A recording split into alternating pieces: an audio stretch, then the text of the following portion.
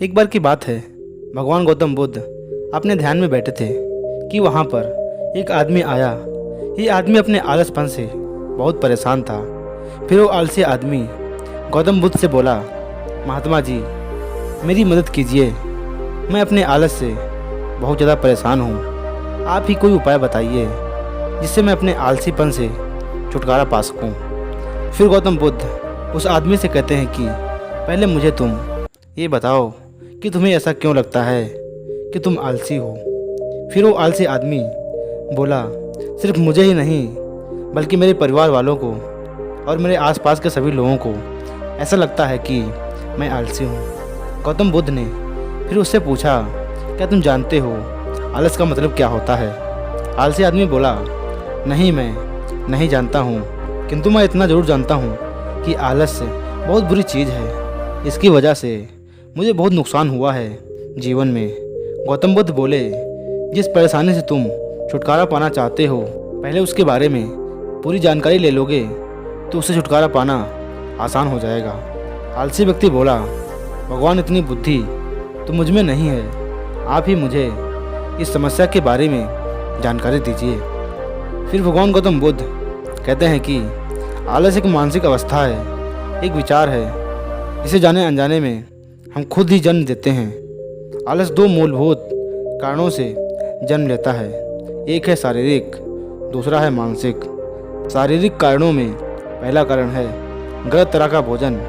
हम सभी जानते हैं कि हमारे शरीर को भोजन से ऊर्जा मिलती है, यानी कि प्राकृतिक रूप से जो हमें भोजन की वस्तुएं प्राप्त होती हैं, उनसे अगर ये ऊर्जा मिले तो हमारा शरीर इससे अच्छी ऊर्जा प्राप्त करता है। इसके उलट यदि हम निर्जीव वस्तुओं से ऊर्जा प्राप्त कर लेते हैं तो हम आलस की ओर जाते हैं। दूसरा कारण, हमारी शारीरिक गतिविधियाँ भी हमें आलस के चंगुल में फंसा सकती हैं। गौतम बुद्ध ने आलसी व्यक्ति को अपने शिष्यों की तरफ इशारा करते हुए कहा कि देखो, इनके चलने फिरने बैठने के तरीके में तुम्हें कुछ अलग नज़र आ रहा है। जब आलसी व्यक्ति कुछ समझ नहीं पाया तब गौतम बुद्ध ने उससे कहा, मेरे शिष्य जब भी बैठते हैं तो वे रीढ़ की हड्डी को एकदम सीधा रखते हुए बैठते हैं।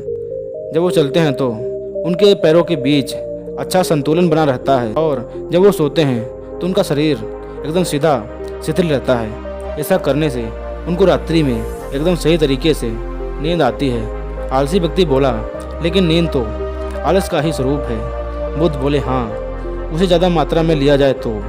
बुद्ध ने इस बात को आगे बढ़ाते हुए कहा, नींद कम मात्रा में लोगे तो तुम्हें अगले दिन थकान महसूस होगी, और ऐसा करने से ज़्यादा आलस तुम्हारे शरीर में आएगा।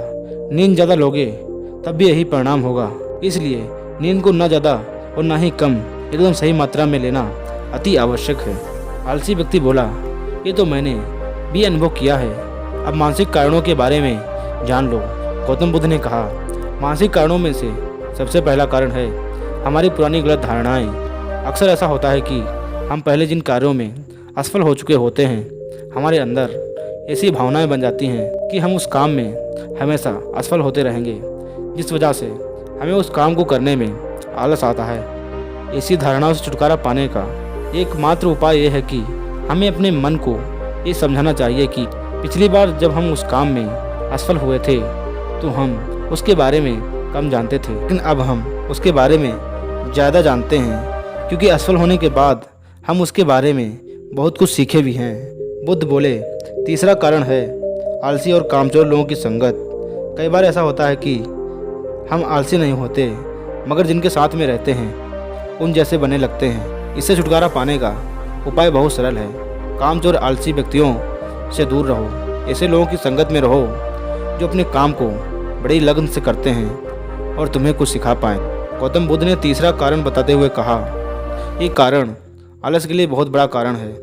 काम को कल पर टालते रहना एक कारण इतना शक्तिशाली है कि किसी भी व्यक्ति को बर्बाद कर सकता है।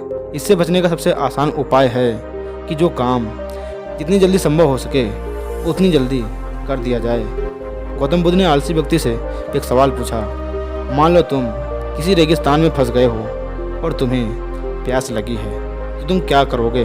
आलसी व्यक्ति बोला, मैं जल्दी ही रेगिस्तान के आसपास कोई गांव की तलाश करूंगा या कोई ऐसी जगह की तलाश करूंगा जहां मुझे पानी मिल सके।